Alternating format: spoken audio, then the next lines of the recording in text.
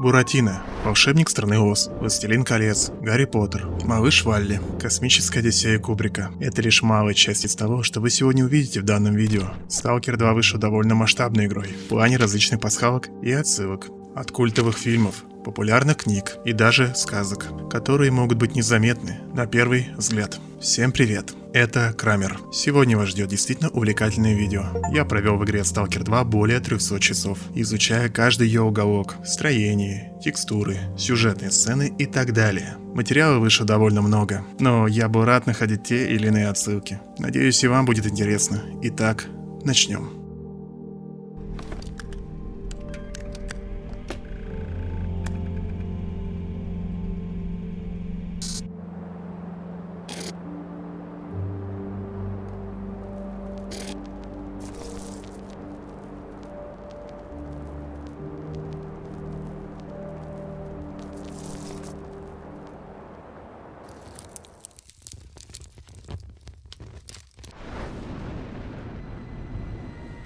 В начальной сцене игры мы видим грузовик. Некоторые моменты этой сцены покадрово повторяют начальный ролик Сталкера Тень Чернобыля, что, конечно же, является отсылкой.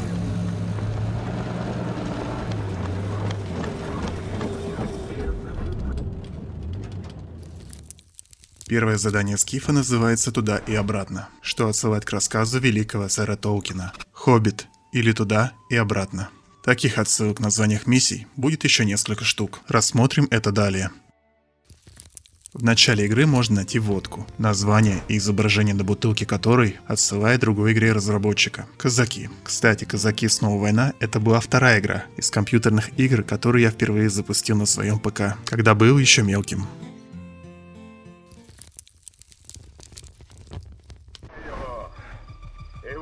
В моменте Шустром, где он создает иллюзию убийства, мы наблюдаем довольно клишированный момент, который есть во многих фильмах.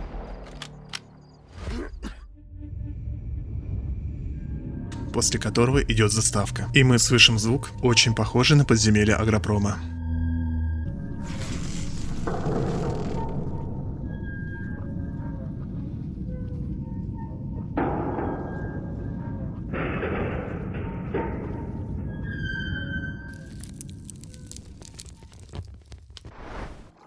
Где мы теряем все вещи в начале, можно найти первую фотографию.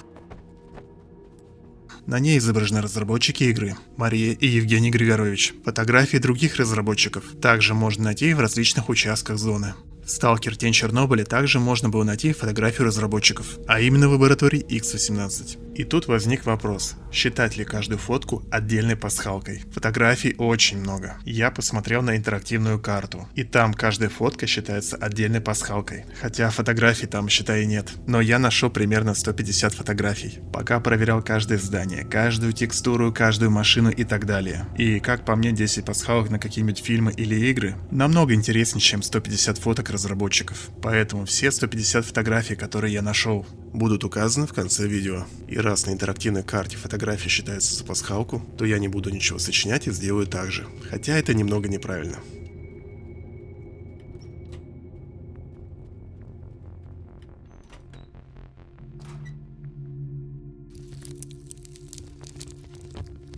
В начале игры Скиф просыпается от того, что его ногу грызет собака. Далее он швыряет ее в аномалию. Это немного напоминает Кордон, Тень Чернобыля, когда плоть попадает в аномалию. Эта сцена является обучением, что в первой, что во второй части. Не могу не заметить сходство. И что Сидорович говорит про болты, что Рихтер говорит про болты потом. Возле аномалии будь предельно внимателен. Слышишь звук детектора? Берешь болты и бросаешь перед собой. Кидай болт в аномалію. І поки вона перезаряджається, біжи. Зрозумів? Давай, удачі!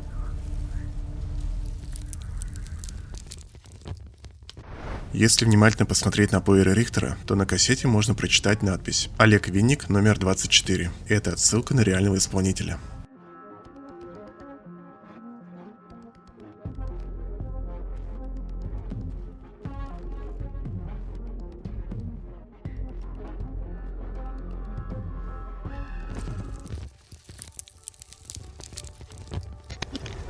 Друзья, прохождение таких больших игр в открытом мире занимает очень много времени. И здесь важно думать о комфорте и в первую очередь о своем здоровье. То, на чем вы сидите и как вы сидите, напрямую влияет на многое. И вновь ребята из зоны 51 пришли ко мне на помощь и отправили вот такое великолепное кресло.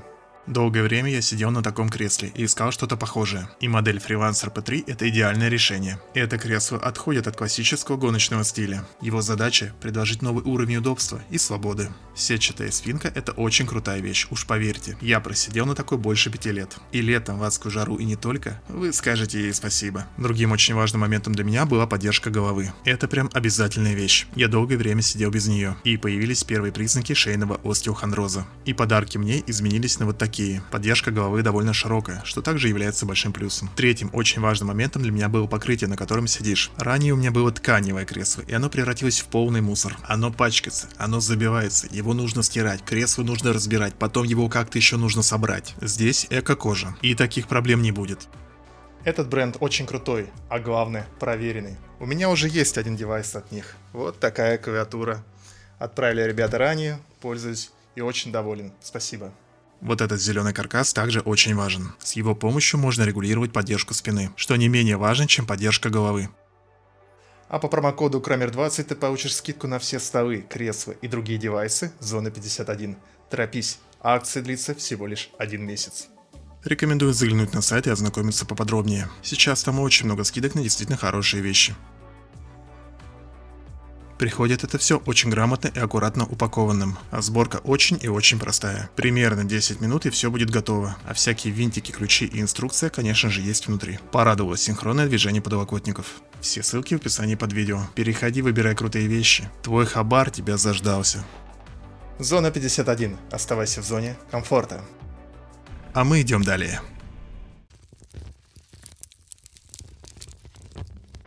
В начале, когда мы встречаем Рихтера, на соседнем берегу можно заметить нечто необычное. Прибежав туда, мы обнаружим следующее.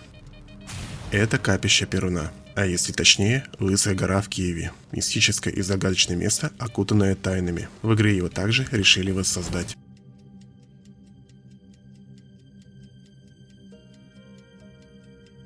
Вот так оно выглядит на картах Google.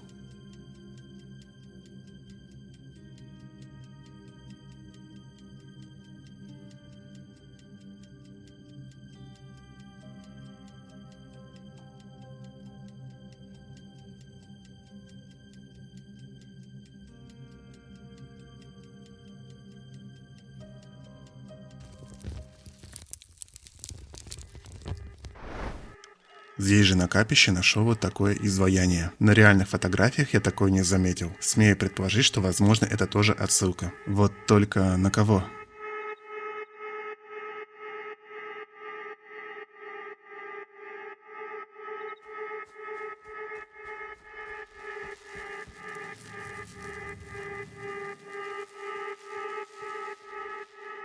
Некоторые из отсылок являются лишь моим мнением, и они не являются стопроцентными. Если вы знаете, на что ссылается та или иная вещь в видео, напишите, пожалуйста, в комментариях, и будет интересно почитать. В доме, где мы помогаем Жорику, можно найти открытку. Данное изображение можно встретить в игре DICE. Вообще в игре много открытых журналов и так далее, но большинство из них это чисто объекты того времени, которые были в домах у людей.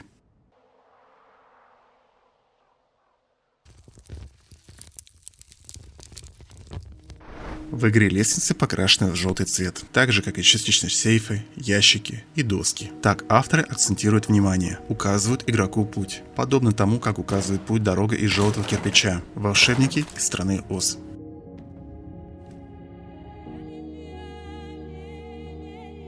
Хотя такой же прием уже используется во многих играх, и не только.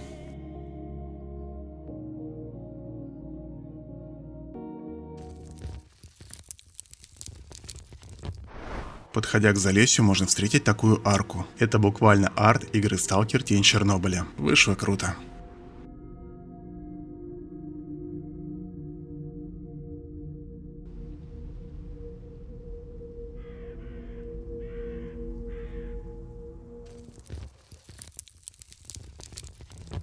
В одном из сараев в Залесье можно увидеть надпись «Сталкер, сталкеру волк». Отсылать на давно устоявшееся выражение «Человек, человеку волк». Первое появление датировано 3-2 веком до нашей эры в комедии Плафта. Также и в других местах зоны можно будет найти данную надпись.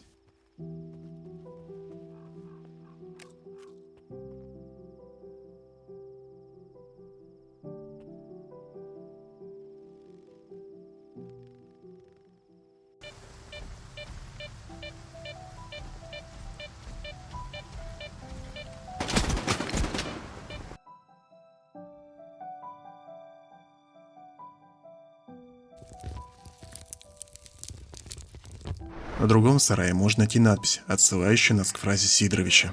Ну, удачной охоты, сталкер.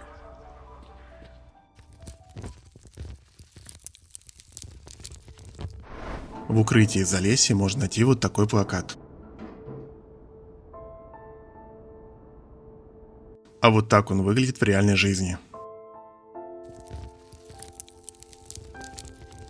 В Залесье у медика можно найти интересную находку. Не знаю, на что это пасхалка, но если пролететь ноуклипом, то можно увидеть тело контролера. Очередной медик, у которого свои тайны. Все возможно.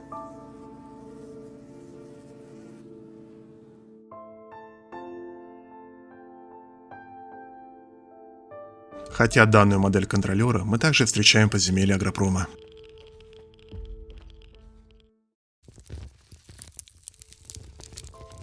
В баре Залесье можно найти календарь. А вот так он выглядит в реальной жизни. Постараюсь больше не указывать плакаты и журналы, потому что их очень много.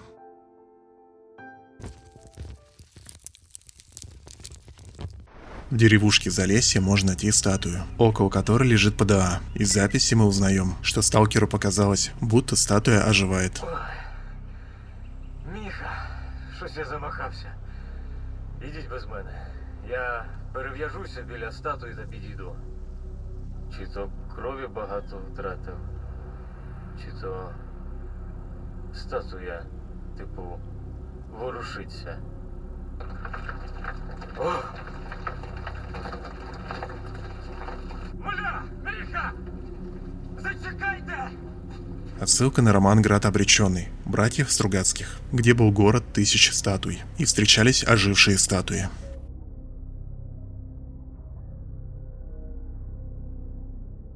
Друзья, очень важный момент. В данном видео я не стал разбирать каждый КПК, каждую заметку, каждое имя персонажа, который, возможно, также содержит отсылки.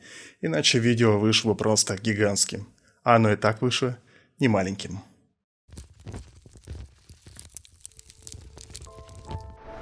На западе Залесья можно найти бульдозер, который стоит перед ямой с водой, а в яме тело плоти. Явная отсылка на реальные случаи, где люди спасали животных таким способом.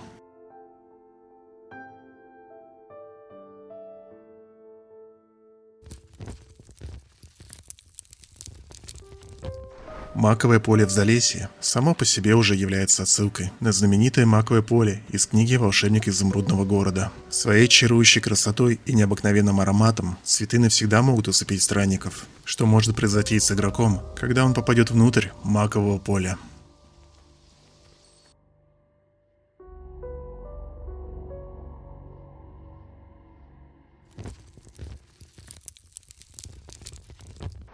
В одной из сюжетных сцен припоет давится хлебной крошкой и говорит следующее. Гребаний батон. Дякую, Вася.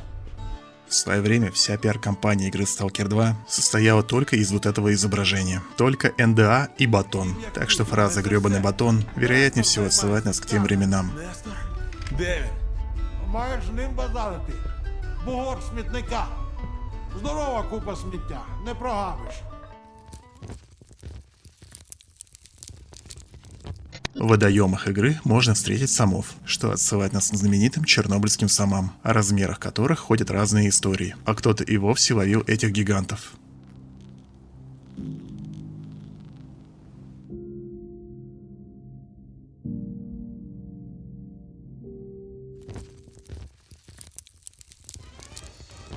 В деревне Глинка можно найти вот такой гараж, открыв который вы найдете собаку, кошку и тушкана, которые вроде бы даже как заодно и не атакуют друг друга, но атакуют главного героя.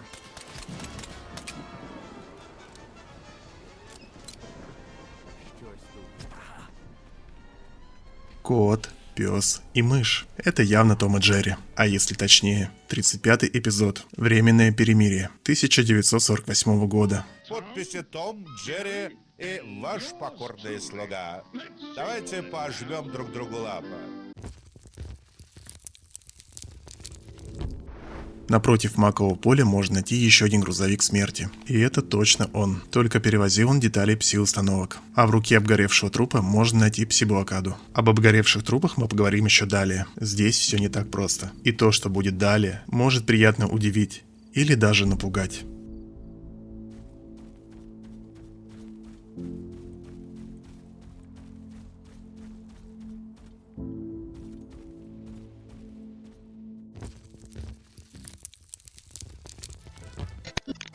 На свалке мы встречаем Леху Легенду, который на самом деле является корягой, персонажем из Зова Припяти. Но если послушать его, то можно понять, что он тот еще сказочник. Это явно напоминает Сороку. Или же Флинта, персонажа на станции Янов, который также всех учил и обманывал. Пробував гранатами аномалії знешкоджувати. Якщо добре влучиш, аномалія певна річ не зникне, але на хвилину стане безпечною. А щоб знати, коли аномалія знову активується, тут треба або чуття, або години спостереження. Если уж платно спросить у него совет, он расскажет, как выжить при встрече с псевдогигантом. Якобы нужно просто замереть, что, конечно же, не работает, но это явно напоминает другую игру, а именно Метро 2033. Библиотекарь. Чтобы выжить при встрече с библиотекарем, когда он вас заметит, важно не двигаться, после чего мутант уйдет. Так ось, псевдогігант, він як ведмідь, ще й сліпуватий. Зустрінися з ним, завмри та не рухайся. Він сприйме тебе за елемент пейзажу та проігнорує, якщо ти, звичайно ж, його перед цим не роздратував. Але на цей випадок інша тактика потрібна.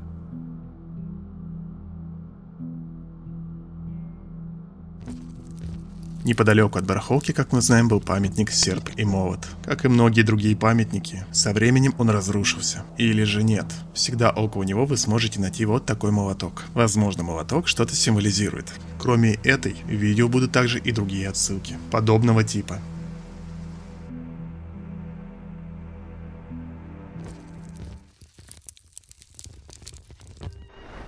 Недалеко от ростка в деревне Чистоголовка, в одном из домов можно найти следующую сцену. Мертвые собаки на полу и игральные карты. Это отсылка на художника Кассиуса Кулиджа. Собаки играют в покер. Первая картина датирована 1903 годом.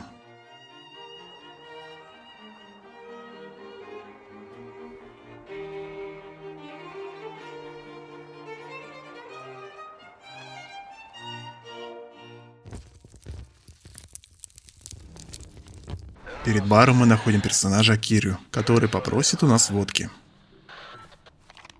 Мужик! Чекай! Выручай сталкера! Печеные урилочки, а? Это очень напомнил момент Fallout 3, когда мы подходим к Мегатонне, и вот этот мужик спрашивает воду. Слава богу. Микки, новое лицо. Воды. Пожалуйста. Воды. Что там и что там мы подходим к какой-то главной базе. Что там и что там мужик сидит и просит что-то попить.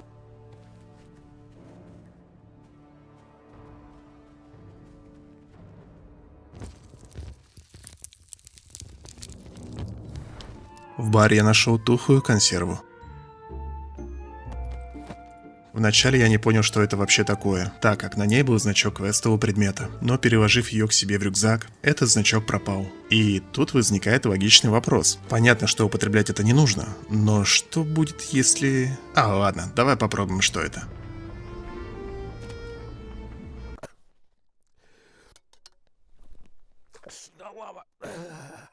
ХП от консервы немного упало, в остальном же без изменений. Но это явно не может быть обычным предметом. И тут я вспомнил, что в Сталкер Тень Чернобыля были вот такие вот батоны. Еще один продукт, который лучше не употреблять. Skyrim поврежденное колено. Как я был рад, узнав, что в игре есть такая пасхалка. Потому что Skyrim это по праву великая игра. И когда говорят про Skyrim, обычно думаешь про колено, либо фуз ро да. Словив маслину в коліно.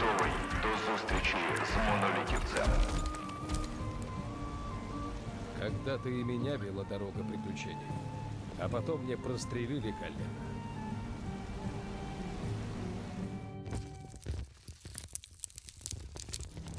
На заводе Росток есть торговец, девушка, зовут ее Береза. Не могу не отметить, что такое же имя было у персонажа игры Fallout 3. Мать Береза.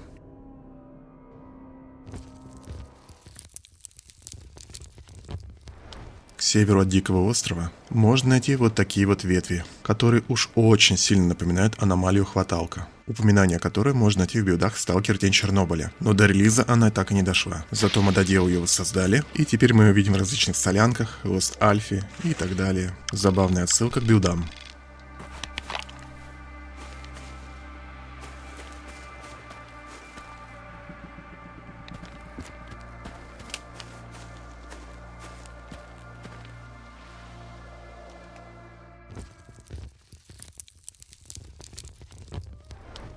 На заводе Росток и Старьевщика на одной из полок можно найти олимпийского мишку. Это символ Олимпиады в Москве 1980 года.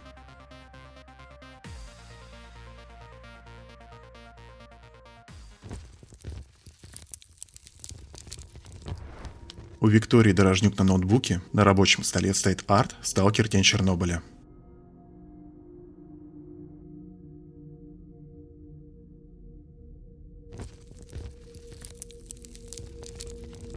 На территории завода Росток, в ангаре и в баре можно найти вот такую надпись «Иди своей дорогой, сталкер», что, конечно же, отсылает нас к фразе Долговца, который ходил в этом ангаре и произносил данную фразу.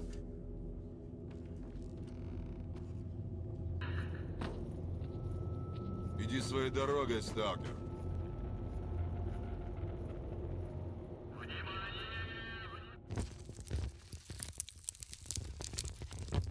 На дикой территории можно найти батоны, которые лежат на земле и будто бы указывают нам путь. Знакомая всем сказка Гензель и Гретель. Хлебные крошки помогут найти дорогу.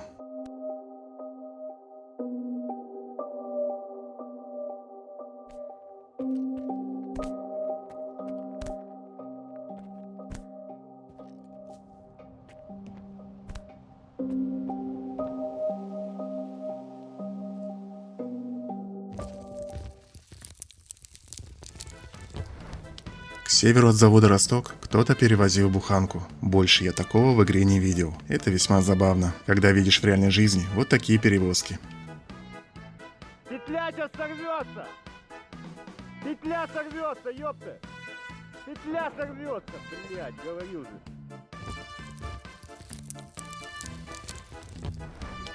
К северо-востоку от завода Росток в деревеньке можно найти вот такого барыгу. Мужик предлагает купить нам Запорожец. Stalker, over here. Take a load off, bro. See that whip over there? That's my baby. She can get you to the cordon in 10 minutes.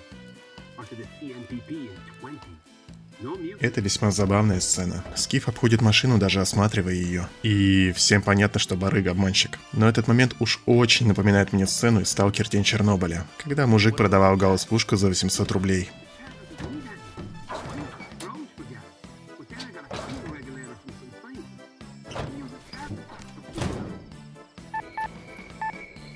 Use a cat.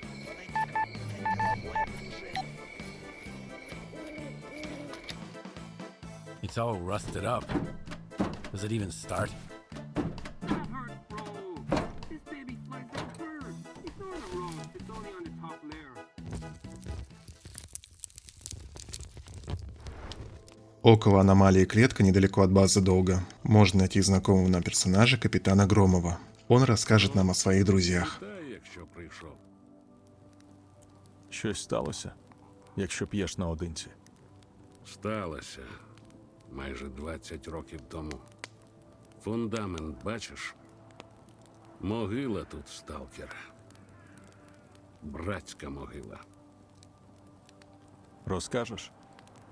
Чув про другу катастрофу? Так перший викид називають, після якого зона з'явилася. У 2006-му це було. Тоді ж сюди військових відрядили. Підірвати все до бісової матері. Я був серед перших. У роті Таченка служив. Ніколи не забуду той пиздець. Ми були не готові, ніхто нічого не знав. Не було ні детекторів, ні захисту. Стільки хлопців полягло. Тут поховані ті, з ким ти служив? Так. Ми коли до центру зони збиралися, нас ще один викид накрив. Я тоді подумав, кінець світу настав. Виліз з нори, де вартував, а довкола одні трупи. Потім підтягнулися ті, хто вижив. Не встигли оговтатись, як Таченко повідомив, що евакуації не буде.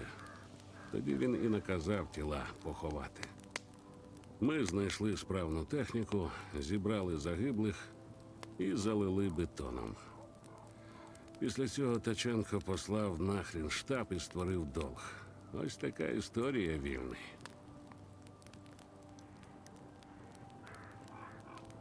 Это очень напоминает захоронение ликвидаторов в Чернобыле, когда могилы с гробами заливали бетоном. Возможно, это дань памяти этим людям. История очень грустная, и сложно не видеть параллели между ними.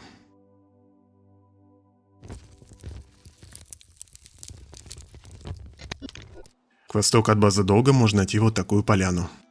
Вся она будет заросшая грибами. А в центре можно найти тело монолитовца, который обнимает псиизлучатель. Вокруг можно найти еще другие тела. Очень похоже на то, что все подверглись пси-излучению.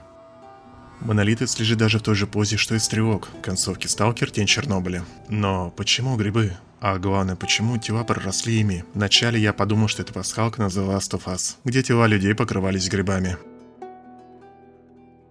Но потом вспомнил другой фильм «Аннигиляция», фильм 2018 года. В одной из сцен героиня приходит на поляну и видит силуэты людей, которые теперь полностью стали растениями. Очень крутая пасхалка, но довольно крутой фильм.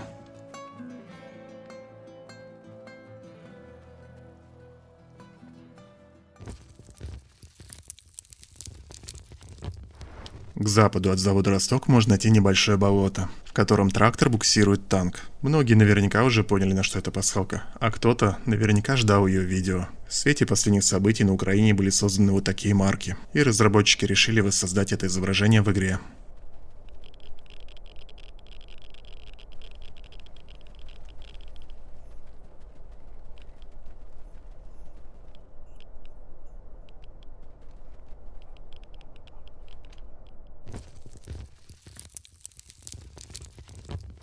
Все знают, что в Сталкер Тень Чернобыля на дикой территории можно найти комбинезон Сева. Разработчики решили сохранить этот момент, и в Сталкер 2 также можно найти Севу на дикой территории.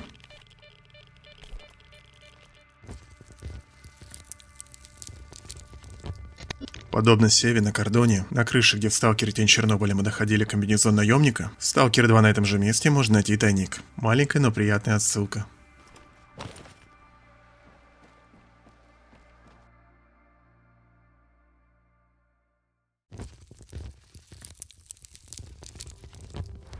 На Градирне, недалеко от 5-го энергоблока, можно найти танк ИСУ-152. Такой танк реально стоит в Чернобыле. С его помощью в 1986 году хотели совершить выстрел по зданию 4-го энергоблока, перед этим потренировавшись на 5-м недостроенном энергоблоке, но результат не устроил, поэтому от задуманного пришлось отказаться. Но и по сей день в Чернобыле можно увидеть этот танк.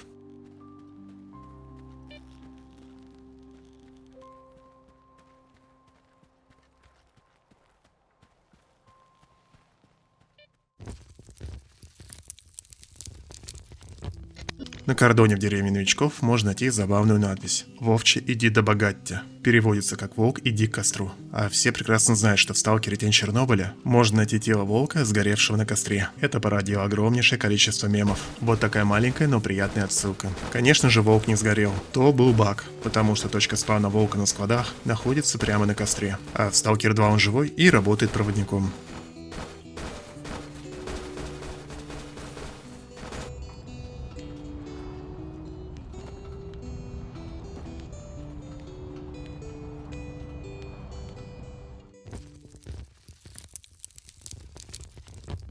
Недалеко от Перунового холма, о котором мы говорили ранее, можно найти 3 тела, велосипед и собаку. 3 человека, средства передвижения и собака. Это повесть 1889 года. 3 в лодке, не считая собаки.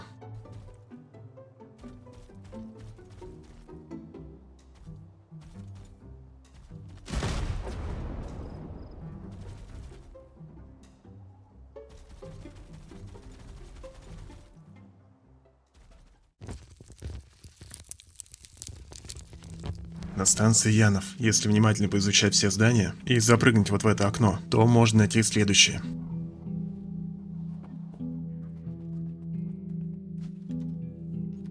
Чьи-то внутренности лежат на столе. А на кровати можно найти обглоданное тело снорка. Что самое интересное, кто-то воткнул в него вилку. О чем это может говорить? Где-то рядом обитает маньяк-людоед.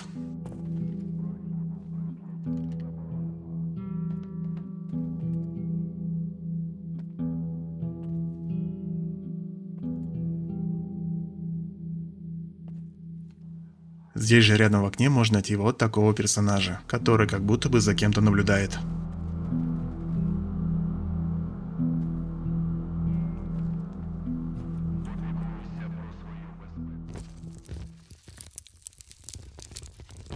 В Припяти на стене одного из домов можно найти запорожец, под колесами которому видны искры. Я долго думал, что это за пасхалка. Во многих фильмах можно было наблюдать автомобили, которые едут по стене зданий. Но первое, что пришло в голову, это «Дневной дозор», где красный автомобиль едет по стене гостиницы «Космос».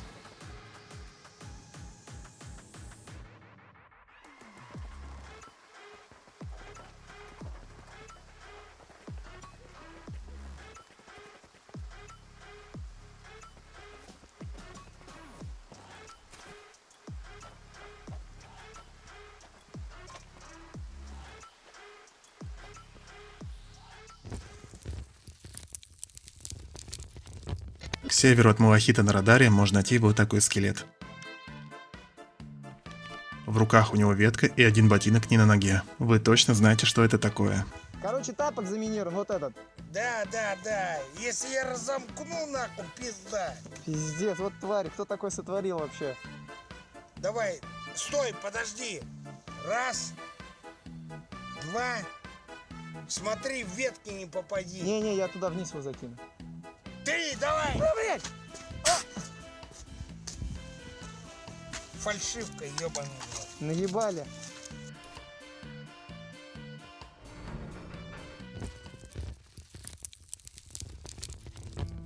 На болотах недалеко от одной ивы можно найти вот такой тайник. Крест, сумка и плюшевый медведь. Плюшевого медвежонка часто находили в играх серии Метро 2033, что немаловажно, около тайников. Да, медвежонка можно найти и в других местах зоны, но конкретно в данном случае это очень похоже.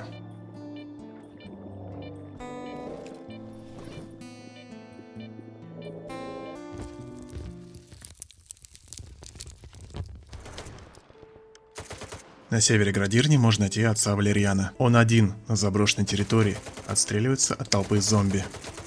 Это явная и жирная отсылка на отца Григория, которого можно было встретить в Рейвенхольме в игре Half-Life 2.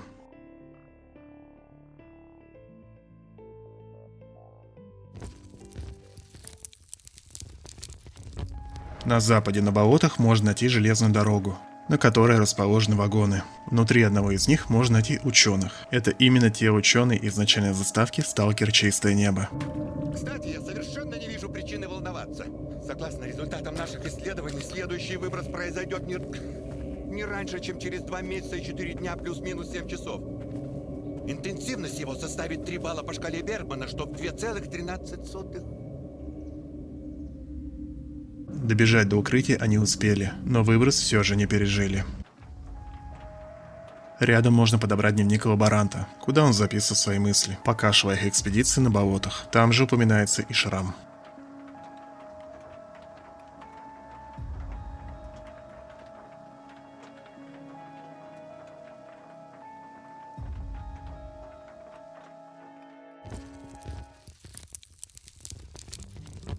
В подземелье Агропрома на одном из столов можно найти вот такую скульптуру, что сильно напоминает игру Джанго, где нужно поочередно убирать по одной детали.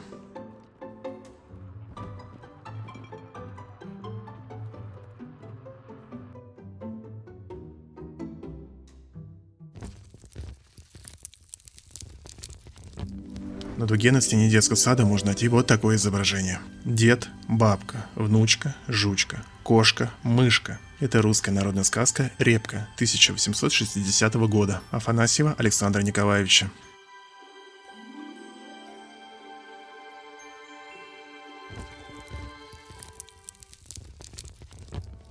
Сталкер 2, как и в других играх серии, да и вообще в мировой культуре, оружию дают имена. Это пошло еще издавна, когда холодному оружию, например мечу, давали определенное имя. Это прием одушевления предмета. В средневековье почти что у всех воинов-героев было такое оружие. Это подчеркивало его статус и могущество. Обычные люди не могли себе позволить именное оружие. А это сам Гламдринг.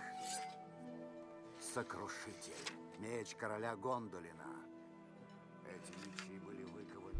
В массовой же культуре, фильмах или книгах оружию давали имена, чтобы проследить его судьбу.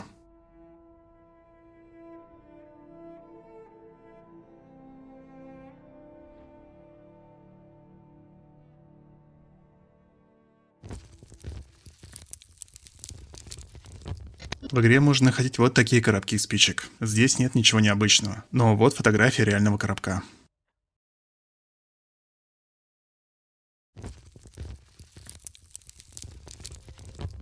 Гордона Фримена все так же можно найти на дикой территории, как и его монтировку.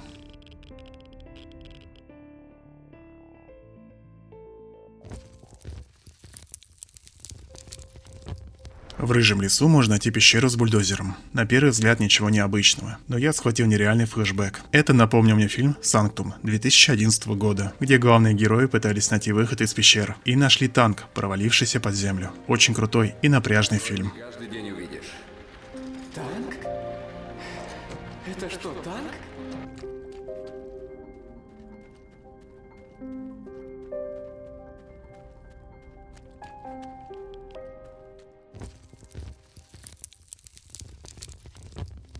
В игре будет миссия, где нужно будет пробраться через логово спящих кровососов. Вроде бы отсылка, вроде и фан-сервис. В любом случае это похоже на знаменитую миссию с логовом кровососов на ВНЗ Круг из Сталкера Зов Припяти.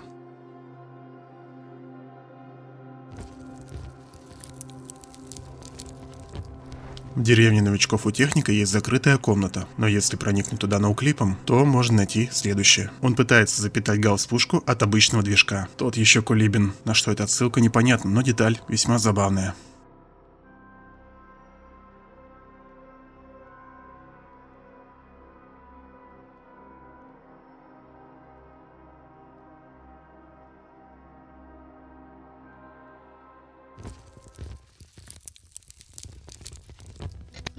В бункере у Сидоровича можно найти множество консервных банок, причем все они будут пустыми. Видимо, кто-то буквально воспринял фразу «ты бы еще консервных банок насобирал». Это одна из знаменитейших фраз Сидоровича. Ты бы еще консервных банок насобирал. Недалеко от выжигателя мозгов можно найти технотоннель, попасть в который можно с помощью кода 1287975.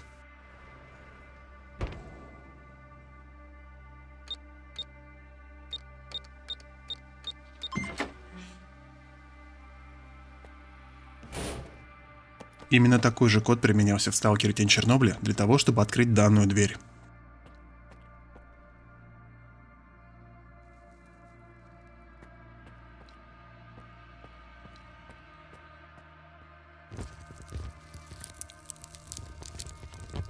На столе в бункере ученых на янтаре лежит вот такой тушкан, обнимающий фотографию. Примечательно, что в Сталкере Тень Чернобыля в этом месте крыса бегала в колесе.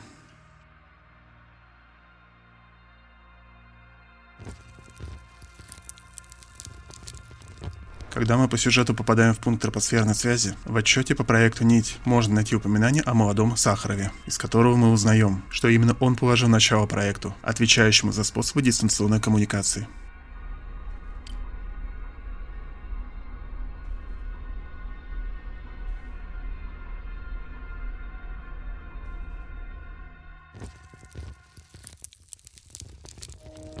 В Припяти, в старом КБО, вы гарантированно находите псевдособаку. А кто хорошо помнит Сталкер Зов Припяти, тот знает, что псевдособака там тоже была. Однако ее выкидывали из окна бюро.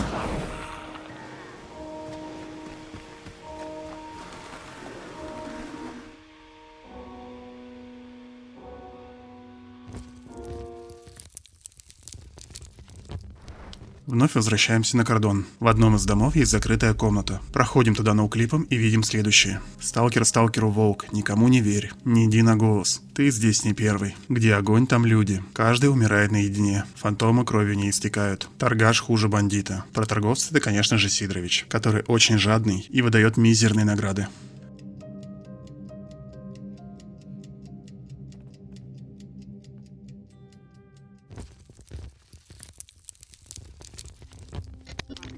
В Копачах мы встречаем Долгоса, который упоминает знаменитого Зулуса, персонажа Сталкер Зов Припяти. Пашкою завдання дав, як випробування. Довести, що ми справді солдати, і вартуємо бути в долгу. Пашка вмовив мене розділитися, щоб Зулуса вразити. А я, йолоп, походився. Розкажи про Зулуса. Зулус правильний мужик. Його зона не зламала, на відміну від Вороніна. Він пам'ятає, навіщо долг створювався. У нього є свої люди, свій загін. І якщо хочеш потрапити туди, треба пройти перевірку. Однако за все прохождения Зулуса в игре я так и не нашел, хотя на цементном заводе есть огромнейшая база долга.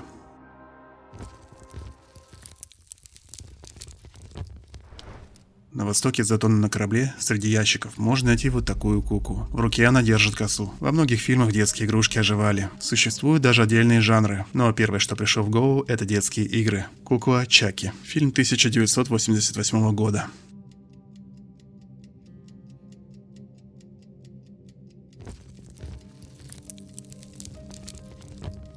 В игре можно найти вот такой плакат. Это карта игры DayZ.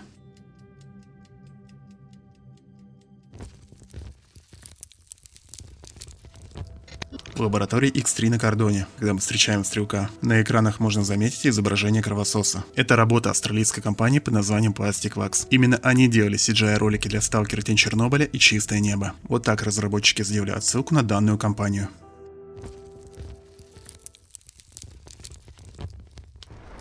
В сцене, где Далин уничтожает установку, не могу не отметить, что она является практически полной копией ядра корабля Event Horizon из одноименного фильма 1997 года «Сквозь горизонт».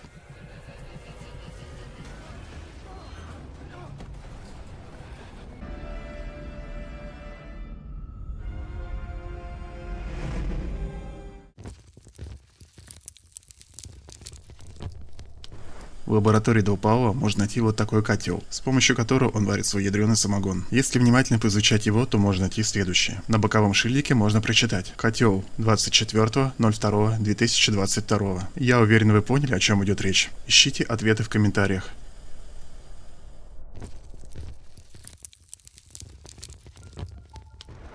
Если внимательно посмотреть на дисплей дешифратора, то можно заметить, что в определенный момент на экране дисплея видны цифры 2, 3, 3. Именно такие же цифры были и в первом сталкере Тень Чернобыля.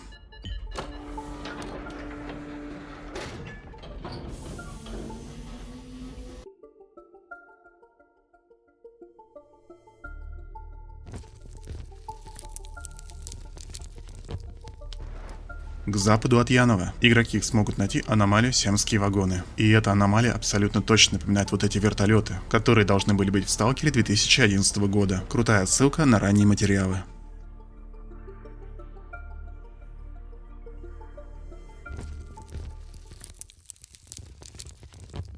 Недалеко от станции Малахит, к юго-востоку от вот этого озера, можно найти странное дерево. Оно имеет причудливую форму, а наверху одну химическую аномалию. Какая-то дуга, а сверху какой-то шар. И главная аномалия вас никак не атакует. Здесь вариантов немного. Вновь это Толкин. Всевидящее око. Но если это око, значит где-то должен быть и Мордор. А он будет дальше в видео. А возможно, это просто дерево.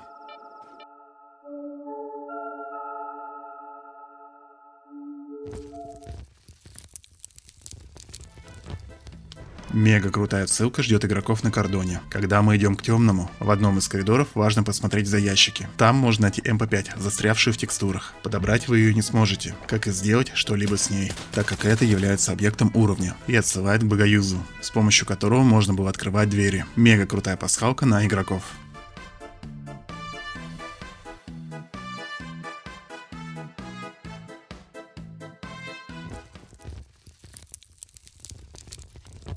На станции Янов, если залететь ноуклипом в кабинет Хана, то можно найти неожиданную находку.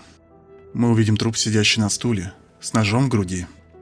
Кто его убил, непонятно. Но то, что торговец хранит у себя в комнате мертвеца, это весьма странно. А возможно, это говорит о том, что у многих в шкафу есть свои секреты.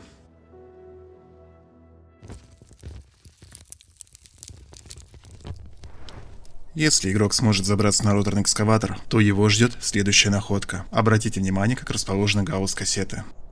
Ну не может быть это случайностью. Я уверен, в комментариях все расскажут, покажут и поправят, что же это такое и что напоминает. Коловрат, хвала солнцу, буддийские знаки. Будет забавно почитать. В свое время паттерн от дробовика был похож на это.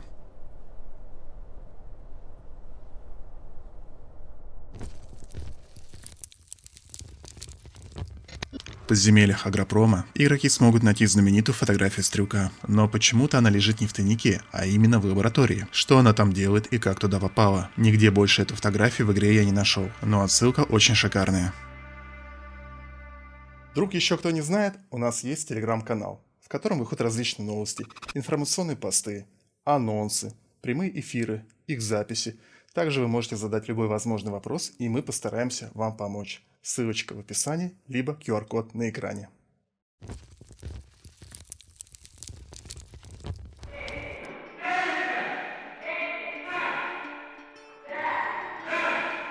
Помните вот этот знаменитый разговор? Это звонок украинской старушки в полицию. В игре можно найти пасхалку на этот мем. Найти его можно перед финалом, когда мы идем по фундаменту и видим большой зал с аномалиями, из которых летят листья. Хорошо, что она не спросила дату.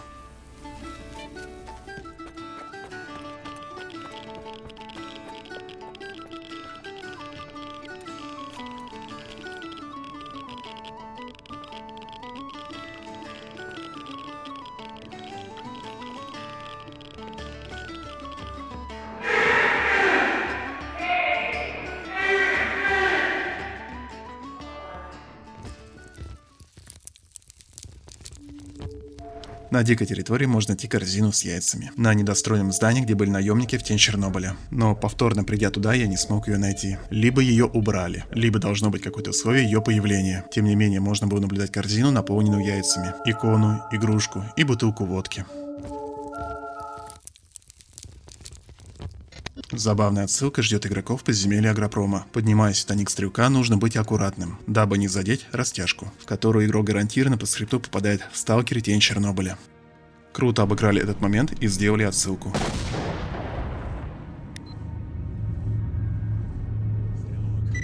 Эй, стрелок! Давай, приходи в себя. Вот. Так-то лучше. Ты чего в растяжку-то полез? Память у тебя отшибла, что ли? Когда игрок видит флешбеки Кайманова, на столе можно увидеть часы. 1 час 24 минуты. Это время аварии в 1986 году, когда разрушился 4-й энергоблок станции. В игре можно найти и другие часы, которые показывают аналогичное застывшее время.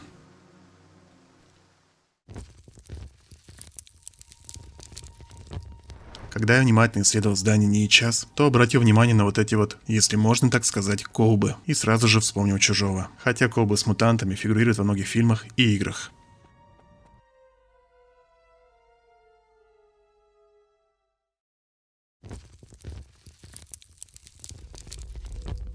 В игре можно найти печально известный мост смерти. Это мост, ведущий в город Припять. По легенде, горожане приходили сюда в момент аварии, чтобы увидеть горящий реактор, не зная при этом, что уровень радиации здесь был смертельным. В скором времени мост закрыли и отцепили с 2 сторон. В игре здесь также смертельно опасная радиация.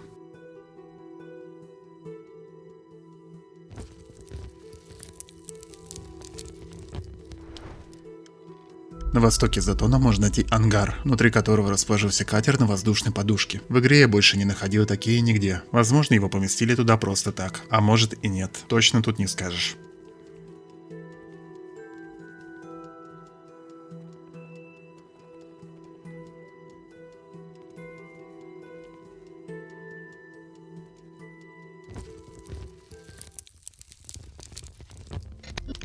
Знаменитое дерево с автомобилем на болоте. Буквально в первые дни после релиза на севере болота игроки нашли дерево, в ветвях которого можно наблюдать автомобиль. Это знаменитый момент из книги Джоан Роулинг «Гарри Поттер и тайная комната», когда автомобиль Рона Уизли попал в гремучую иву. Крутая интерпретация данного момента в игре.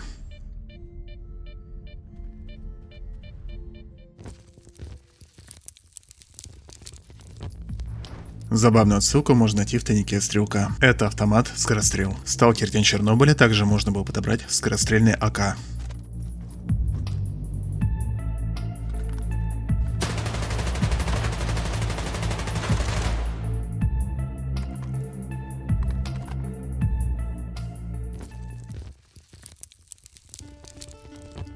В Чернобыль 2 в магазине Военторг можно наблюдать следующую картину. Весы, на левой чаше которых водка, а на правой человеческий череп. Это жирная отсылка на доктора Ливси из советского мультфильма «Остров сокровищ» 1986 года. Внешность Дмитрия Дальна поразительно на кого-то похожа. И я думаю, что это не просто так. В комментариях отмечали схожесть с Оксимироном, но возможно есть кто-то еще.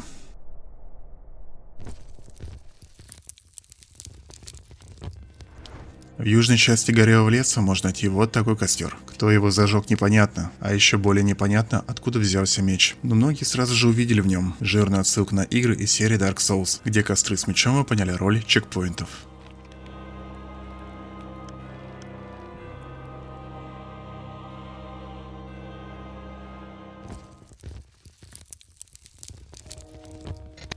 В Чернобыле 2 в госпитале, где мы встречаем группы Искры. Игроки могут найти вот такой стенд. Союз Республик Рушимых Несвободных. Жирнющая отсылка на СССР. Такой стенд встречается в игре не единожды.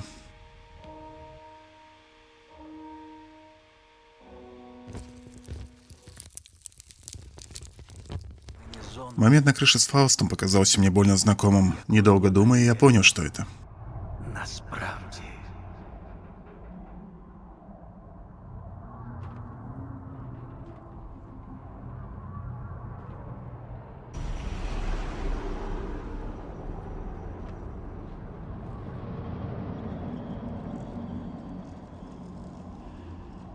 Уже все? Серйозно? Це справжня зона? Это наша борт, цифровая крепость. Зона така, якою бачиш Мост і ти. в глубокую сеть. Я ж показав тобі, якою я її бачу. Потом и этот момент показался мне знакомым. Тоді ти зможеш. И я вспомнил вот этот шедевр.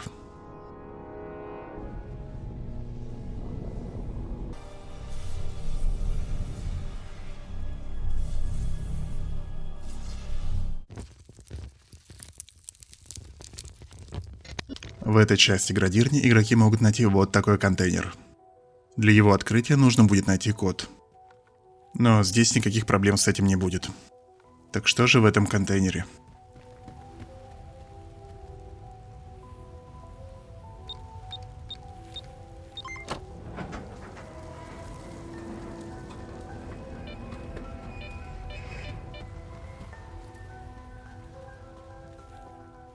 Открыв его, мы увидим толпу зомбированных.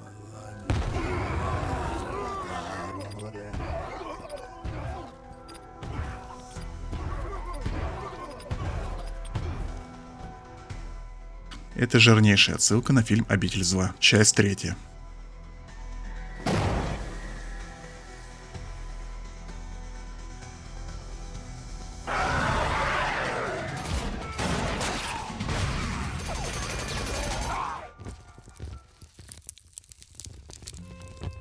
Помимо водки казаки, в игре можно найти коврики для мыши, а также плакаты к данной игре, что также является отсылкой на прошлую игру разработчиков.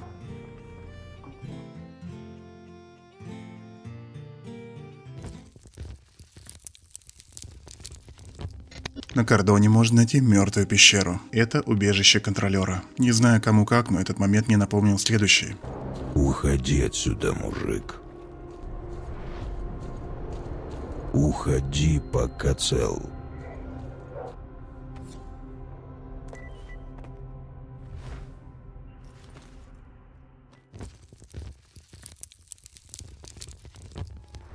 Восточнее Янова в деревушке можно найти забавную отсылку на вот этого персонажа. Я когда нашел это, аж проорал. Это зачет.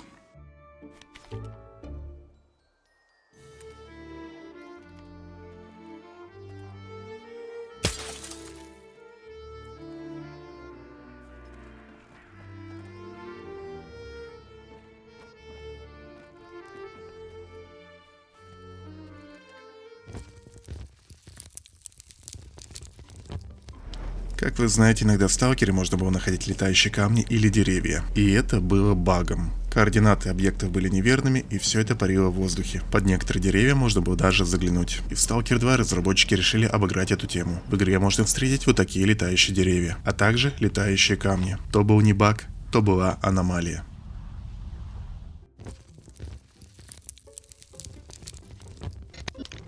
На многих ПДА в игре можно найти QR-коды. Так, например, у Гарпии на столе лежит ПДА, где отчетливо видно вот этот QR-код. Проверять я его, конечно же, не буду, а то мало ли что. Кто знает, что это, напишите в комментариях. Будет интересно почитать. А вдруг это новый ARG или шифр?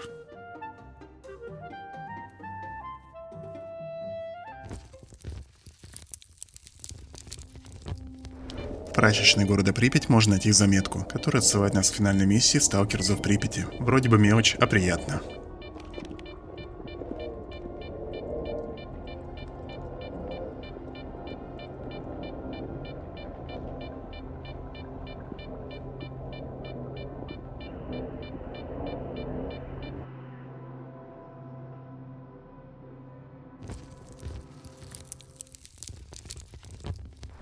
Перед выходом игры Stalker Зов Припяти я проходил Fallout 3. И когда Зов Припяти вышел, я не мог не заметить, что Скадовск очень напоминает Ривет-Сити. Это также корабль на мели, также является базой. Там также был необычный медик, да корабль разломан даже в тех же пропорциях. В общем, кто-то вдохновился, либо, как говорят, не стащил, а пасхалка.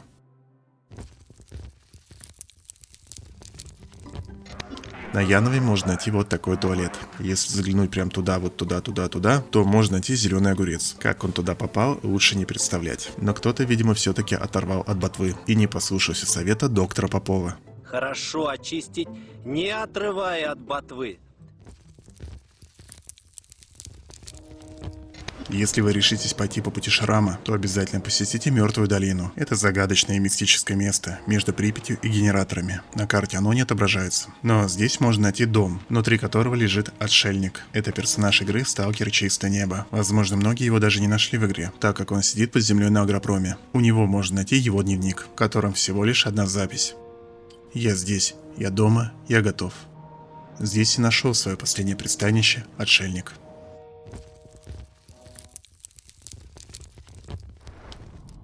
Кроме времени аварии, в кабинете Кайманова можно заметить календарь, на котором указана дата 10 июня, суббота, 2006 года. Это дата возникновения зоны.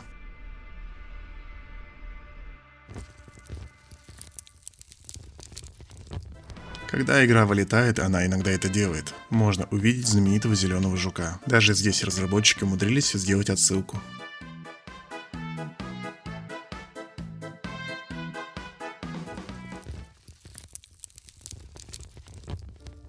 В игре, как и ранее, можно найти энергетик нон-стоп. И как и ранее, это реально существующая продукция. Компания «Новые продукты». Его начали производить в 2005 году. Говорят, что при разработке первого сталкера разработчики часто пили этот энергетик. Напиток в игре используется для рекламы компании. Другой рекламой в Stalker 2 являются вот такие наклейки. Это реклама какого-то украинского банка.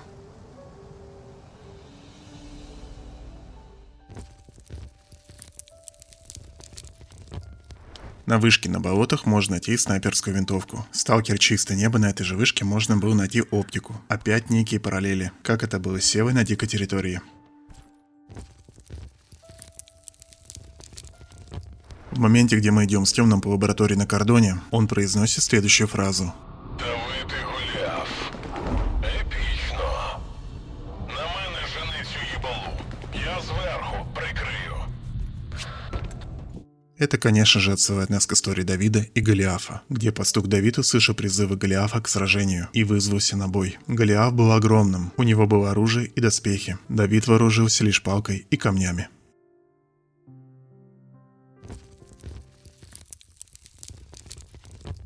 В сюжетном моменте, когда мы попадаем в НИИ час, начинается выброс, и все буквально кричит, что это бегущий по лезвию. Посмотрите на эту палитру, объемный свет. Все это очень напоминает фильм «Бегущий по лезвию» 2049.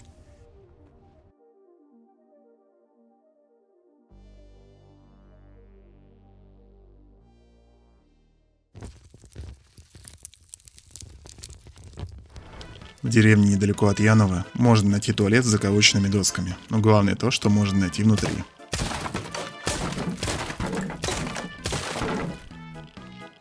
Ружье и пропановый баллон. Это буквально взрыв толчка. Скорее всего, это отсылка на какие-нибудь ролики, где взрывали сельские туалеты. Так, у нас все безопасно, мы за защитой. Смотрим на туалет.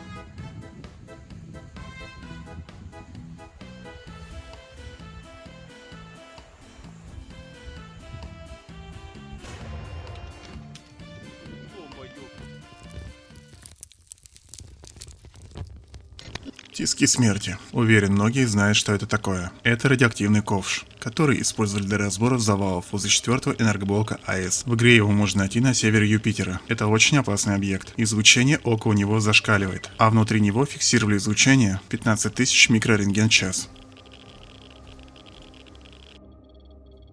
Радиоактивно очень.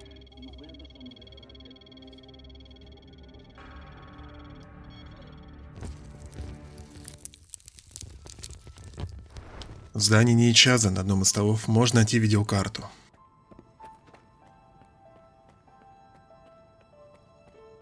Это видеокарта 4070 из лимитированной версии от MCI, которая, как и клавиатура, была выпущена к выходу Stalker 2. Также были выпущены мышки и контроллеры. Вот такая коллаба.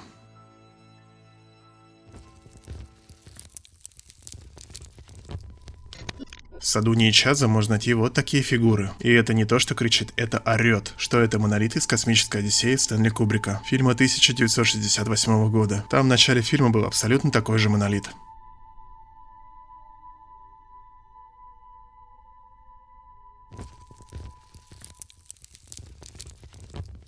Возможно, мало кто представляет, насколько по-настоящему опасен борщевик. Для кого-то это огромный укроп где-то на обочине дороги, но борщевик является настоящей проблемой. Его неконтролируемый рост может привести к образованию целых полей, а в момент цветения находиться около него чрезвычайно опасно. Не говоря уже о соке данного растения, которое вызывает ожоги. Так и разработчики Stalker 2 решили сделать из этого целую аномалию. Найти ее можно в Припяти, в госпитале.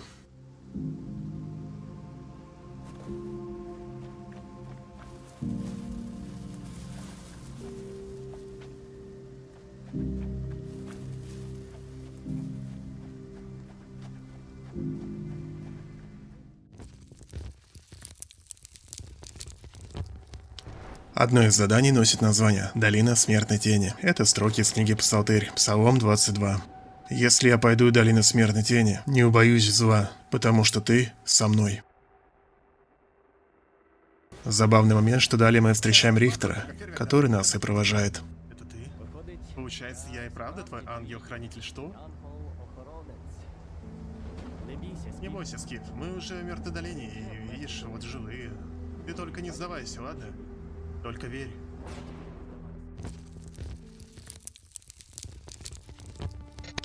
В доме, окруженном туманом, к югу от дуги, можно найти довольно необычный предмет. Это медальон Ведьмака из одноименной игры. Он предупреждает владельца об опасности или наличии вокруг магической ауры. Вот такая пасхалка. Подобрать его, конечно же, нельзя.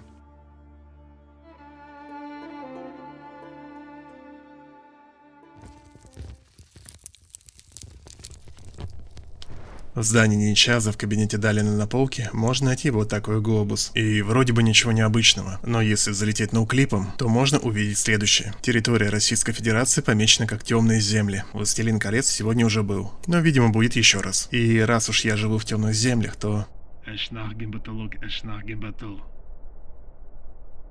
В игре есть и другие глобусы, но там все нормально.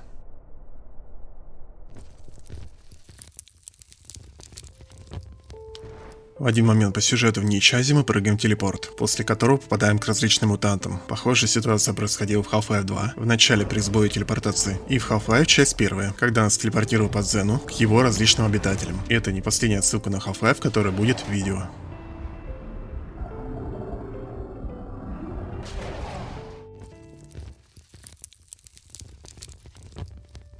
Все говорят, что на Градирне можно сделать прыжок веры, и это отсылка на серию игр Assassin's Creed. Частично это верно, но такой прыжок можно сделать и в других местах зоны. Различные крыши, водокачки, здания. То есть время от времени игрок и так будет где-то прыгать. Здесь именно геймплей на этот момент похож, без привязки к конкретному месту, подобно тому, как помечать желтой краской различные пути.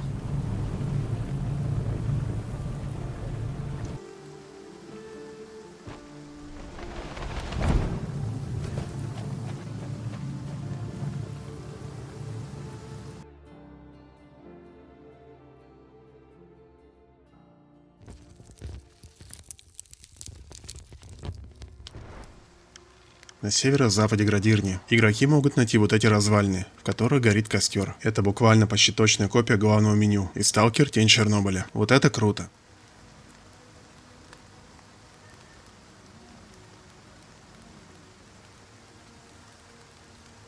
Кстати, место из главного меню Stalker 2 — это вот этот элеватор.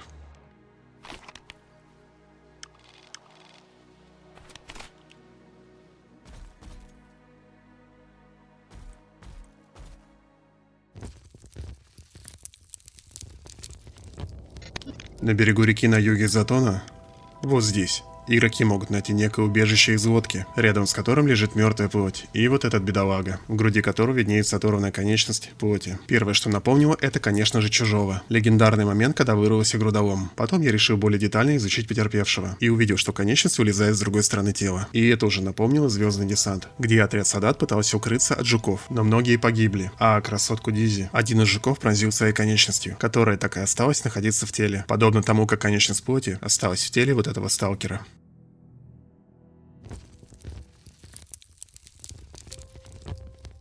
В моменте на кордоне, когда мы попадаем в легендарный оазис, можно заметить дорогу из маковых цветов. При первом прохождении я ее не заметил, но это явно отсылка на дорогу из желтого кирпича. Вновь на волшебника изумрудного города. Очень нравятся вот такие мелкие, но крутые детали в игре. И радует, что их довольно много.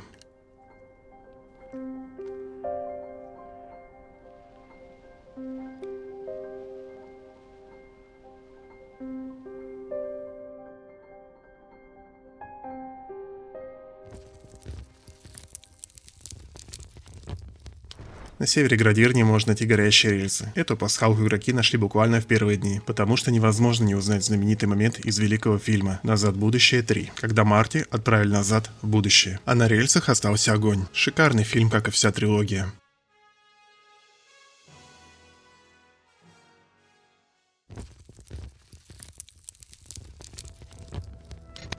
И вновь вселенная Толкина. Обратите внимание на артефакт Корона. А потом гляньте на корону нашего властелина Саурона. Явно разработчики черпали вдохновение, плюс название, плюс формы. Все это не может быть просто так.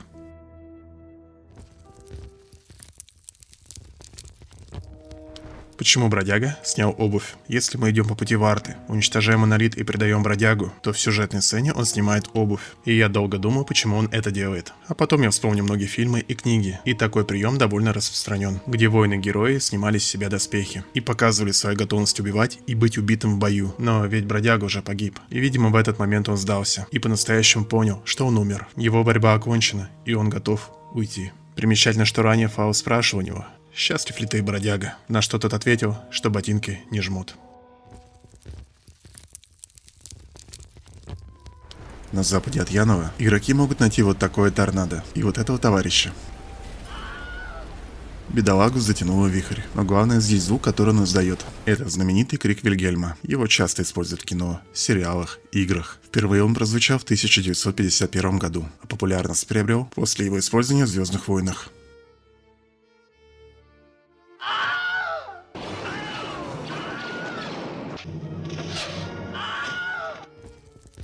Помимо этого, этот момент мне напомнил кое-что другое.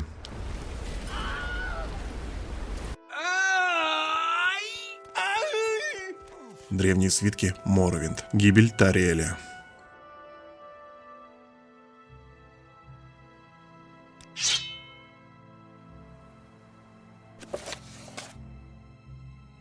Ну и просто все это напоминает вот это.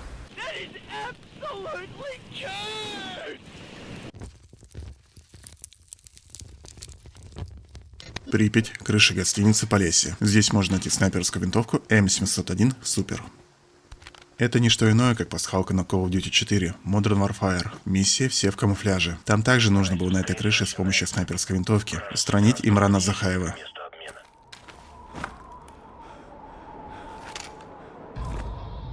Ветер усиливается.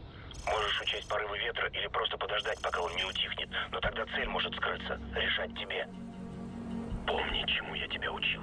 Учитывай переменную влажность и скорость ветра вдоль траектории пули.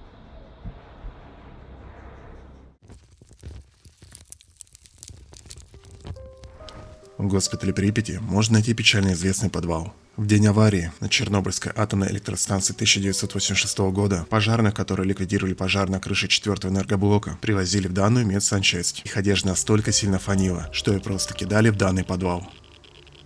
В игре разработчики решили его воссоздать.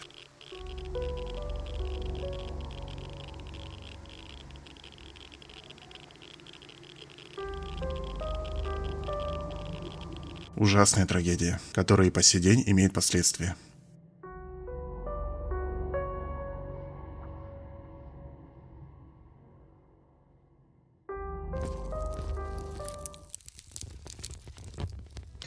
В сюжетном моменте около 5-го энергоблока мы прощаемся с Рихтером. И вот что он говорит напоследок. Вдалого полювання, сталкера. Вдалого полювання. Это очень символично и отсылает нас к фразе Сидоровича в начале игры «Сталкер. Тень Чернобыля», когда мы выходим из подвала. Ну, удачной охоты, сталкер. Это было начало пути, а то было его завершением.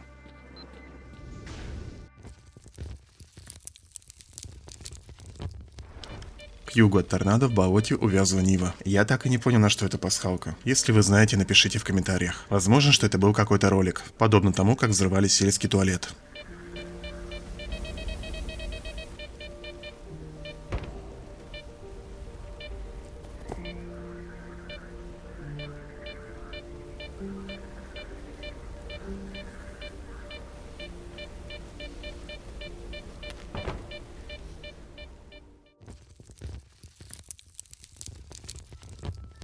Когда мы идем за Варту, в одном сюжетном моменте можно найти вот такие макеты. Как же это напоминает макет радара из лаборатории X8.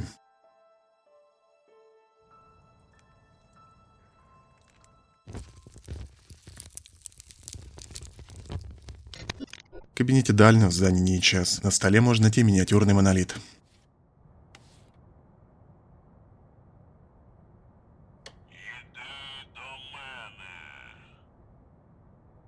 Это отсылка к зову монолита, который мы слышим в саркофаге в «Сталкере. Тень Чернобыля», где получали различные концовки при загадывании желания.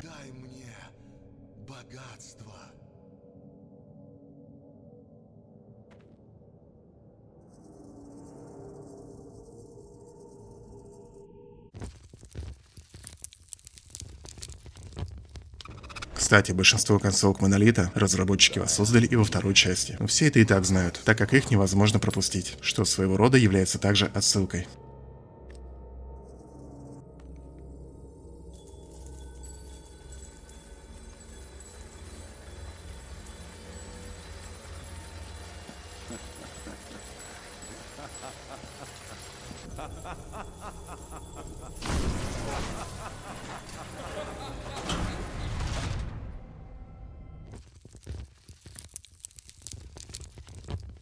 В Припяти в Белом доме можно найти вот такую уточку в противогазе.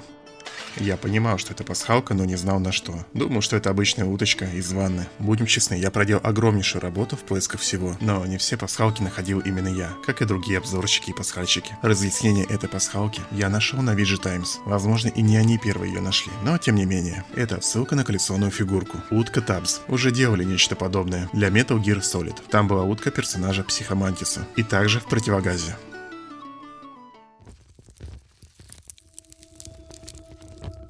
Когда мы пойдем по сюжету в фундамент, около одной из решеток можно найти руки, держащие кроссовок, внутри которого растет цветок. Это шикарнейшая отсылка на мультфильм «Валли». А именно момент, где Валли протягивает руки манипуляторы, держа в руках такой же кроссовок, и показывает его Еве, одна из моих любимых пасхалок в Stalker 2.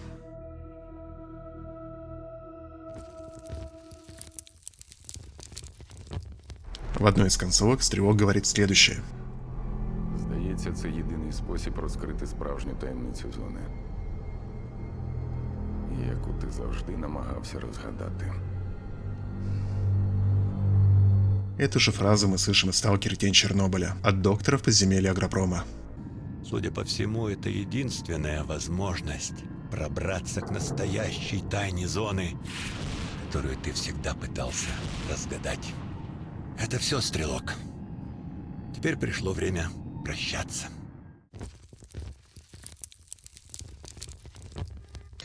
В одном моменте по сюжету Скифу нужно снять свою сигнатуру.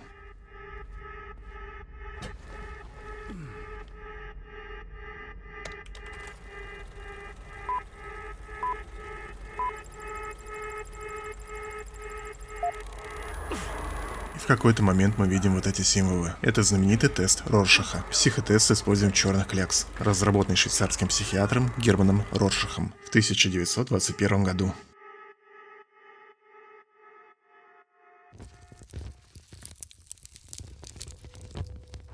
В игре есть два задания, которые носят название «Счастье для всех» и «Никто не уйдет обиженным». Это отсылка на авторов, прародителей этой вселенной, а именно «Пикник на обочине», братья Стругацкие, где есть такие строки: «Счастье для всех даром, и пусть никто не уйдет обиженным». Приятно, что кто-то из разработчиков помнит тех, кто положил начало аномальной и загадочной зоне.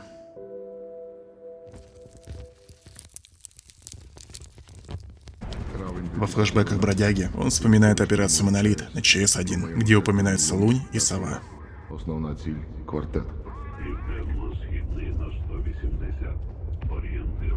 Башта. Ревізія. Ціль Сова. 345. Боковий слабкий. Кто внимательно проходил «Сталкер. Тень Чернобыля», тот помнит вот это изображение. Это вкладка в ПДА, в которой описан план действий военных на ЧС-1, где также есть Лунь и Сова. Приятное отношение к деталям. То есть в моменте, где в «Сталкер. Тень Чернобыля» мы спидранили ЧС-1, на крыше около входа в саркофаг все это время был бродяга. Він не був мені ворогом. Сподіваюся, він вижив. І пробачив нас.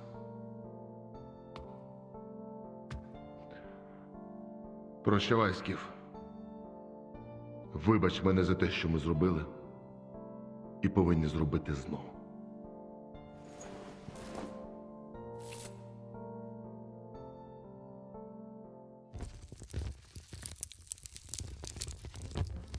А помните время, когда все разгадывали шифр ARG? Да, это было весело. 2021. Именно такой код мы вбиваем в финальном тайнике журналиста. Только это второй шифр, а не первый. Первый закончился вот этими каракулями.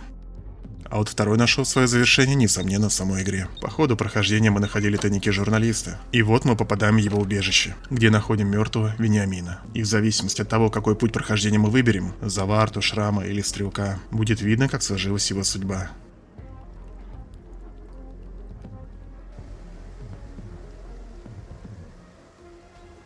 Вот такая вот отсылка на шифр, который разгадывал сообщество фанатов не один год.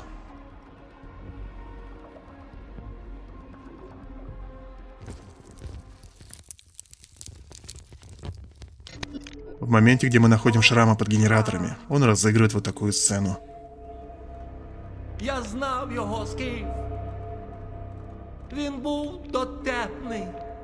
Людина-фантазія.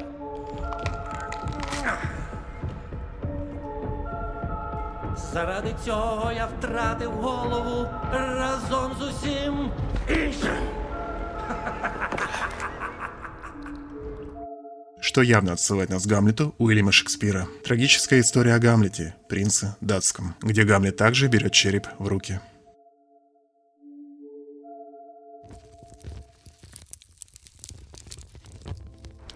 Коршун в финале произносит следующую фразу.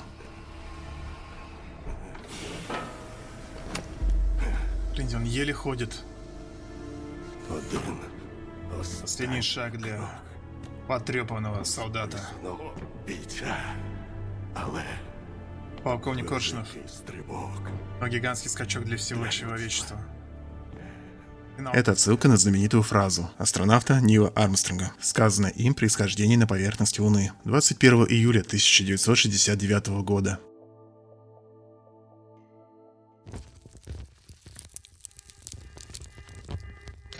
На крыше станции Янов можно увидеть следующую картину. Два обгоревших человека играют в шахматы, фигурками которых являются коты и куклы. Возможно, это какая-то знаменитая шахматная партия, а возможно, это аллегория, метафора или художественный прием, показывающий, что произошло с Долгом и Свободой, которые ранее контролировали станцию Янов, но из-за вечной вражды обе группировки погорели.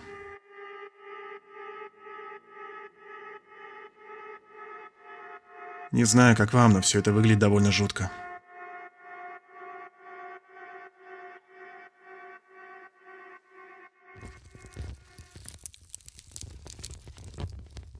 Продолжая тему сожженных людей, хотел бы показать вот этого персонажа. Найти его невозможно, только если вы используете ноуклип. Это север Припяти, когда мы идем в фундамент через Олимпию. Когда я нашел этого персонажа, то мне стало немного жутко, но речь не об этом. Это отсылка на Half-Life 2, где в один момент можно найти сгоревшего человека, который также смотрел телевизор. Только там ссылались на зомбирование населения с помощью телевизора.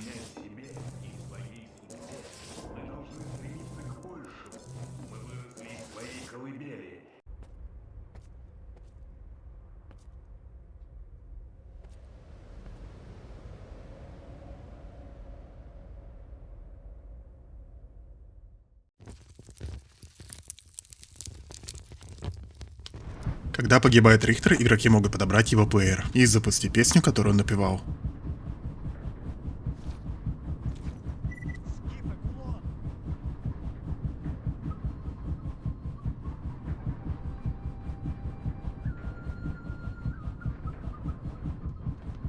Песня называется «Край». Певец-композитор и народный артист Украины Николай Мозговой.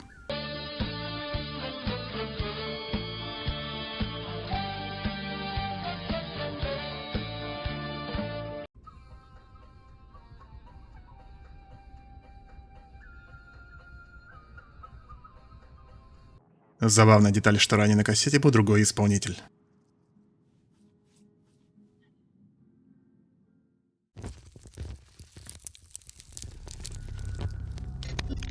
Ранние концепт-арты по Пси-оленю уж очень напоминают существо из фильма «Нечто» 1982 года. Великолепный и шикарный фильм. Однако Пси-олень, который попал в релиз игры, по дизайну далек от первоначальной задумки. И на «Нечто» не похож ни разу. Вот такая небольшая историческая справка.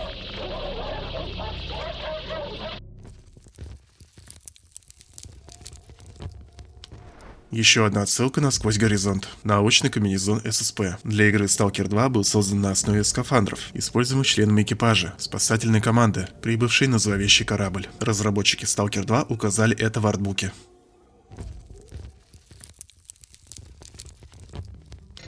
Следующий момент ни в коем случае не является пасхалкой. Но тем не менее было забавно найти то место, где Суперсус и Камрад устроили битву, а после чего один из них искупался около 5-го энергоблока.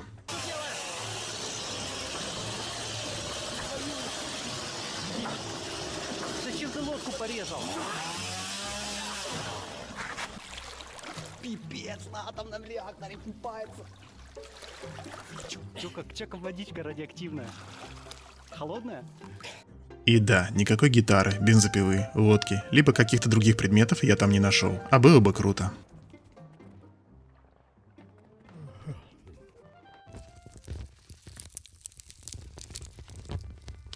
Следующий момент является не пасхалкой, а скорее проработанной деталью. Но некоторые флешбеки все равно я поймал. Кто вы? Чи еще вы? Мы С-сведомость. Мы осознание. Группа исследователей, которые поставили перед собой цель изменить мир. На краю градирни на берегу можно найти холодильник, внутри которого лежит скелет. Это пасхалка на фильм «Индиана Джонс» и «Королевство хрустального черепа», где главный герой залез в холодильник, дабы избежать ядерного взрыва.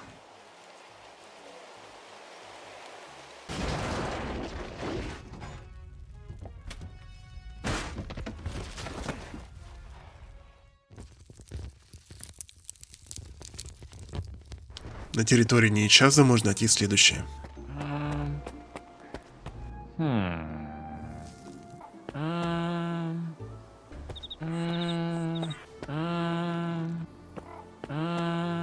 Похоже на то, что он прошел ОЛР 3.0. На самом же деле это озвучка жителя деревни из игры Майнкрафт.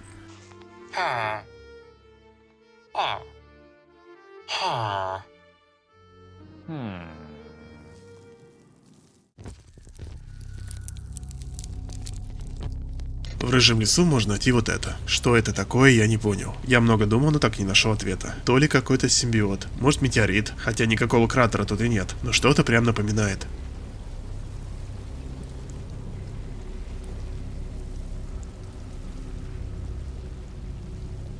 Недалеко от дуги можно найти вот такого персонажа. Я также не понял, на что это пасхалка. Не может быть это просто приколом. Это явно что-то означает. Какой-то персонаж с поломанным телевизором. Или что это?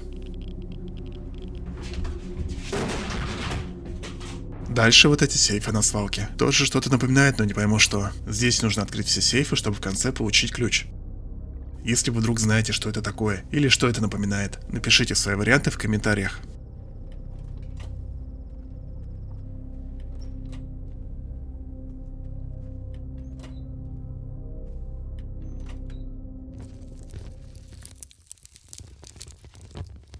Не мог не отметить, что концовка Зажрама буквально по кадру повторяет концовку Тень Чернобыля, тем самым ссылаясь на нее.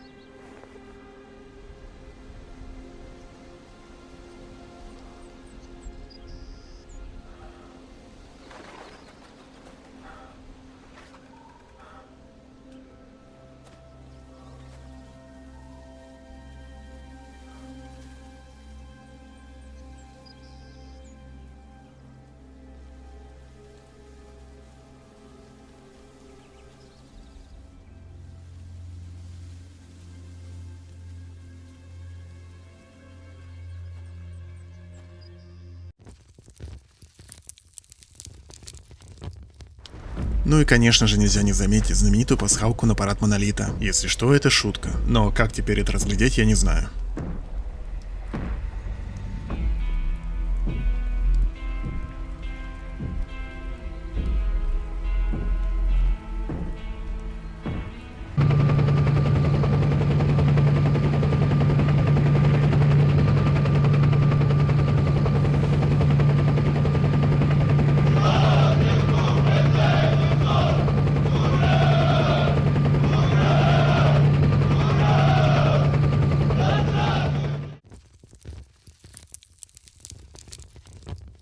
К северу от завода Росток можно найти вот такого персонажа на веревке. Что это такое, я не понял. Видимо, какой-то мужик неудачно спускался на веревке. В кинематографе много таких сцен. И первое, что пришло в голову, фильм «Доспехи Бога» с Джеки Чаном. Режиссер Джеки Чан.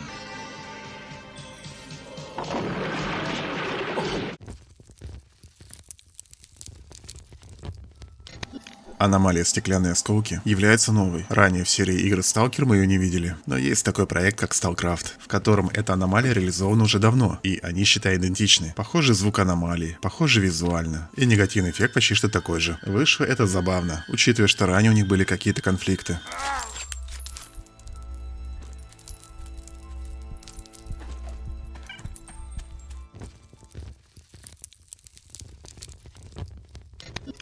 Еще один забавный момент, который мы обнаружили на прямых эфирах. История Скифа — это буквально история Шрека. Что тот вначале потеряли дом, отправились в путешествие, нашли новых друзей и, преодолев все трудности, вернули себе дом. Разве только что Скиф не нашел девушку. Если что, это шутка. Но опять же, параллель очень забавная. И как ее теперь разглядеть, я не знаю. Исчезни, пока я не передумал.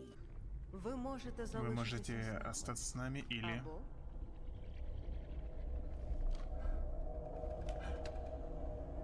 Ключ от дома, небось.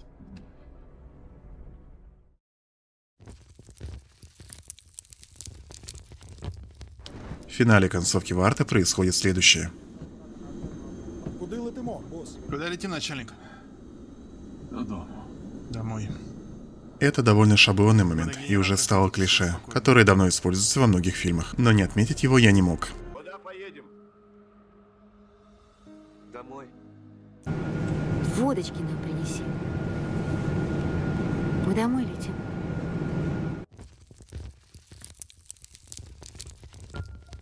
И вновь параллели с символизмом. Последнее мгновение жизни Стрелка. И первый раз, когда мы его вообще увидели. Только Сидорович включал его туда, где мы видим знаменитую надпись, а Скиф его выключает. Миссия выполнена. Я дам тебе...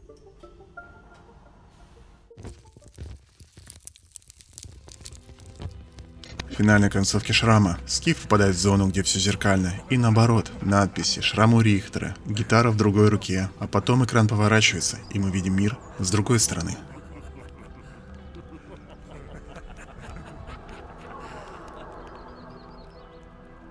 Все это было иллюзией. Скиф попал в зазеркалье. что отсылает нас к книге Льюиса Кэрролла 1871 года «Алиса в Зазеркалье».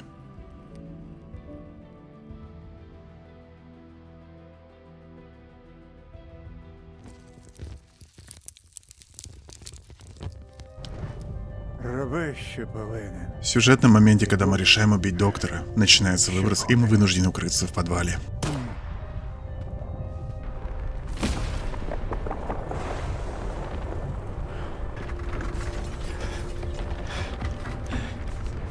Очнувшись, поднимаемся наверх, и здесь важно посмотреть в окно. Верный пес доктора пришел к своему хозяину и остался навсегда, возможно, с тем, кто спас или вырастил его когда-то. Это очень грустный момент, и отсылает нас, конечно же, к Хатико, где верный пес до конца своих дней ждал своего друга.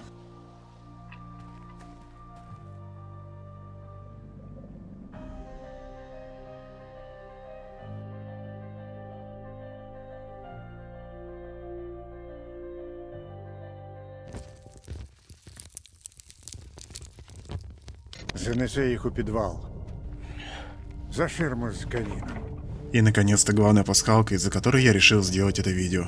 Ширма с камином. Ее можно найти в подвале у доктора. И когда мы выбираем «Сохрани жизнь доктору», то можем узнать, что находится по ту сторону от нее. Это, конечно же, отсылка на книгу «Приключения Буратино». Как и дом Карабаса-Барабаса, так и убежище Фауста демонстрирует его стремление к власти и контролю. Ширма — это иллюзия, как и камин. В нем нет настоящего огня, а только обманчивое подобие. Но при этом Фауст позволяет ему пройти за ширму, скорее даже хочет, чтобы он прошел туда. Занеси їх у підвал. За ширму з каміном. Но зачем и для чего? Фауст увидел зону настоящей и решил, что она должна быть свободна. Возможно, все, что мы видим, и весь наш путь от начала до конца, это и было его планом. Ведь почему-то он не убил нас на дуге. Как он выжил в финале? Потому что он всегда был на шаг впереди. Он манипулировал многими, и, возможно, именно Стрелок догадывался об этом и дал задание убить доктора. Говоришь ты, я слышу, я доброго доктора, который понял, чего натворил, и был готов на все, только бы прошлое перестало стучаться в его лысую макушку. Фауст вышел отлично прописанным персонажем. Он не злодей, но и не антигерой, но явно не положительный персонаж. А история бывает всегда настолько хороша, насколько хорошо прописан антагонист.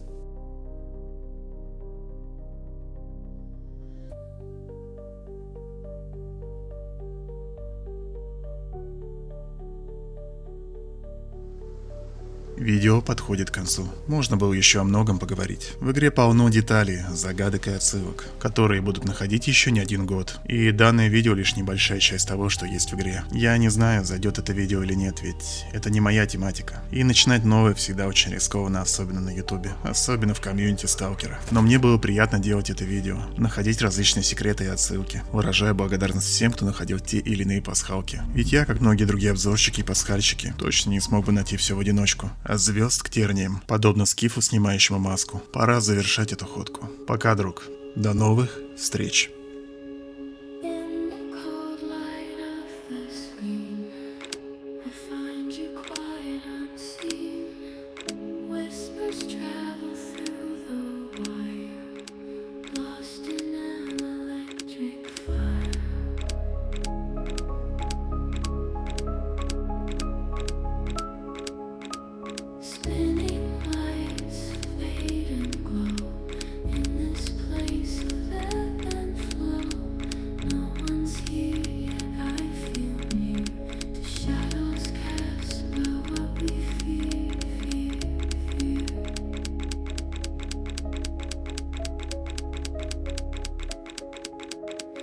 Hear the echoes in the machine, fragments from a half-lit sea.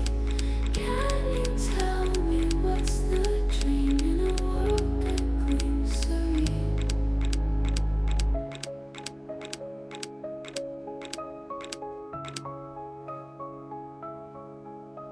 Silent humming fills the room, flicker was a gentle boom.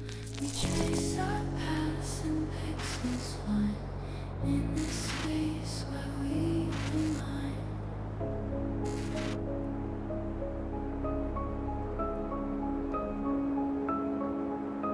Soft vibrations hit the air.